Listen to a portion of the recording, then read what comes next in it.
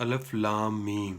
ये किताब कुरान मजीद, इसमें कुछ शक नहीं कि अल्लाह का कलाम है। अल्लाह से डरने वालों की रहनुमा है, जो गैब पर ईमान लाते और अदाब के साथ नमाज पढ़ते और जो कुछ हमने उनको अता फरमाया है उसमें से हज करते हैं। और जो किताब है मोहम्मद सल्लल्लाहु अलैहि वसल्लम तुम पर नाजुल हुई और जो किताबें तुमसे पहले पैगंबरों पर नाजुल हुई, सब पर ईमान लाते और आखिरत का यकीन रखते हैं।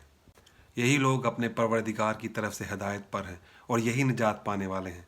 जो लोग काफिर हैं उन्हें तुम नसीहत करो या ना करो, उनके लिए बराबर है, वो ईमान नहीं लाने।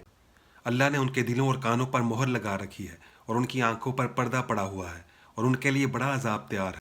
और बाज़ लोग ऐसे हैं जो कहते हैं कि हम अल्लाह पर और रोज़े आखिरत पर ईमान रखते हैं, हालांकि वो ईमान नहीं रखते। ये अपने ख्याल में अल्लाह और मोमिनों को चकमा देते हैं, मगर हकीकत में अपने सिवा किसी को चकमा नहीं देते और इससे बेखबर हैं।